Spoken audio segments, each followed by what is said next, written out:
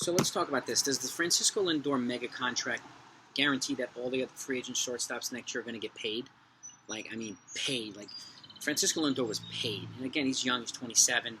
And he's got a long career ahead of him. He's got a good bat. He's an elite defender. And he's an all-around.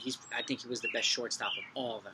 And he got a $341 million contract, which was for 10 years, but it's $320 with a $21 million signing bonus, if I'm correct. So that's $32 million per year, and pretty good. Who are the free agent shortstops next year? Corey Seeger, Trevor Story, Javi Baez, and Carlos Correa. They complete the 5 superstar shortstops, but now it's going to be the 4 that are going to be free agents because Francisco Lindor is locked up long term. Let's go over these guys. So Carlos Correa, stud player, young. And he did turn down a $120 million offer for 6 years from the Houston Astros. Probably smart move. I think he's going to get more, but I think he's going to get it from somebody else. And I do think he'll probably wind up getting maybe 160, 170, maybe even 180 over maybe 7 years. I could see that happening. I don't see anybody turning down 120 and turning into 300. So unless he hits 50 home runs this year and wins an MVP, I don't see it happening. But I could still see him. $180 million is not chump change. So, and I can see him getting it from a team. There was quite a few teams, and I'll go over the teams after I go over the guys. So that's Carlos Correa. Next up, Trevor Story. He's 28 years old, stud. He's the best player in the Colorado Rockies now that Arenado is gone. I know there's talk about him liking the Yankees, and the Yankee fans are going crazy about wanting to trade Gleyber Torres and things like that. But of all these shortstops, I think Trevor Story is probably going to be the one to get over $200 million, and maybe one of two. And personally, with the positional flexibility that we have with the Yankees and the young guys under cheap contracts, I don't see the point in bringing him in. As sexy as signing would be, it's not going to guarantee anything. Plus, he'd have to then trade Luke Voit or Gio Urshela.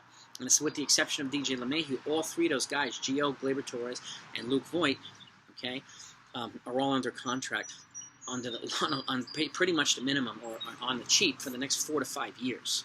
So that's really hard to replace. Now, I know Torres has had his struggles on shortstop. I get it. But he is a really good hitter. But keep this in mind too. Derek Jeter wasn't a superstar defensive shortstop for the first several years of his contract, of his career, and then he turned into an elite shortstop. So I'm not saying he'll be the next Jeter, but I implore patience now. But again, we also have the flexibility to move guys around. You can move Torres to second, potentially move DJ to third, and move Gio to shortstop because of all the 3 players. I think Gio has the best range, but only my concern there is I don't know if DJ's range at third base will be is sufficient enough to keep that strong defense. Now, he's an elite player, obviously. He's one of the best hitters on the Yankees. Do I think if anybody can do it, it'd be him? Probably. But I think we might be sacrificing a little range. But then again, I think we would make up for it with adding range at shortstop with Gio Urshela, who laterally has better range than all 3 of them. And he's one of the best throwing arms as well. And he's a superb defender. So Torres at second, would mean we wouldn't have to trade any of these guys to bring in Trevor Story. It would negate the need for Trevor Story. I could see him going to other teams as well. Next up is Corey Seager, an elite left-handed bat from the Dodgers.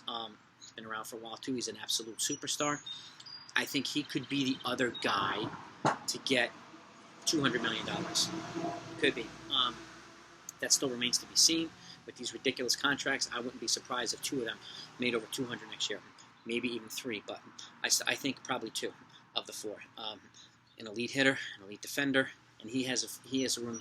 There's room for him on a lot of teams as well. But I would not be surprised if the Dodgers re-sign him. But with all the depth they have in multi-positional players, I wouldn't be surprised if he moves on either. And with the payroll that the Dodgers have, the commitments that they have, even though there's going to be a bunch of it coming off the books in the next year or 2. It's hit or miss to me as whether they re-sign him to a long-term deal. But he's going to be a guy that I think will get $200 million. And I could see him going to a lot of teams. And last but not least, Javi Bias. Now, this one's a hit or miss. He's a very polarizing guy. And it's crazy enough, and I didn't realize this, he was rated the worst hitter in the Major League Baseball in MLB in 2020. So, and he's a little bit reminiscent of Gleyber Torres as well. Could be a home run or bust kind of guy. Even though Torres is getting a little bit better at spraying the ball around the field for other types of hits as well. Javi Bias still has, he's got a lot of potential. He's still young. He's a great defender too, but he might be a little bit limited offensively. So if anybody's going to get, he would probably be the smallest contract of the four. But I could see the Cubs re-signing him. I could also see another team getting him. Now, those are four bona fide superstars. And again, in that order, I think it's Story, Seeger, Correa, and Baez. That's in my opinion. Now, where could they go? There's a lot of teams who are, Boston needs a shortstop. Okay, if Correa moves, Houston needs a shortstop. And again, these guys, if Colorado moves, they need a shortstop. If the Dodgers move, if Seeger moves, the Dodgers need it. And then the same goes for the Cubs. So I could see a rotating thing here with one or two of the guys. But in terms of fits, I personally could see Trevor Story going to a team like Texas or going to a team like Boston or something like that.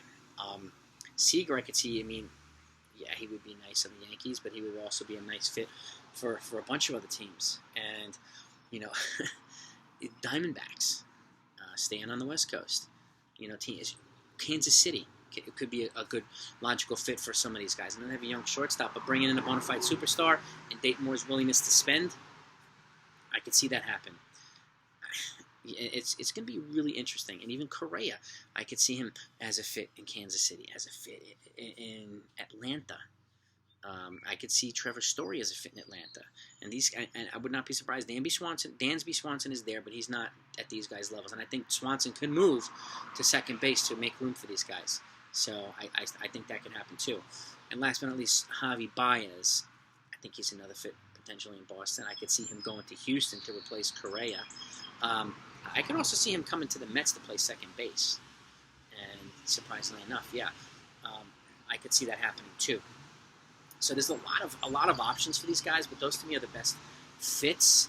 I could also see Javi Baez going to a place like the Dodgers and becoming a heck of a lot better. There's so much versatility there. And, David Price might not be back. He might opt out. So Trevor Bauer might opt out. So, and, which leaves room for them to bring in a guy like Baez or one of these other guys and trade some of their young, versatile guys for a frontline pitcher like Luis Castillo. I could see the Dodgers making some swift moves like that. Or Kyle Hendricks. I wouldn't be surprised. The Dodgers are in the best position probably to make, bring in one of these shortstops and trade some other guys for a pitcher to make room for the shortstop. So they worry me. Many team, they're in a good position. So are the Tampa Bay Rays, even though they have their young superstar number one prospect in baseball, who's a shortstop. They could also bring in somebody like a Javi Bias to play at second base, and then they have both of them. So it's going to be a really interesting offseason. But let me know what you think about these four guys that are free agents, what you think their contract should be. My contract opinion is going to be about $240 for Story, $240 million, probably over 8 years. About $210 or maybe $240 over 8 years as well, 7 or 8 years for Seeger. About $180 for Baez, and I could still see, not Baez, Correa, and I could still see Baez making anywhere from between $125 to $150 million from one of these teams over 5 to 6 years, maybe $25 a year. It's still young, it's still talented. And that's provided these guys perform this year, and to help justify these contracts.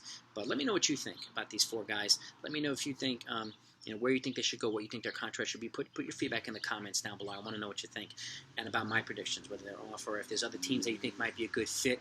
I can give a boatload of teams, but it doesn't really make sense to give a boatload of teams. I think it's going to come down to one or two teams for all four of these guys. So later on today, I'll go back to my recaps. So if you want to see that, make sure you hit the notification. If you haven't subscribed yet, make sure you do that.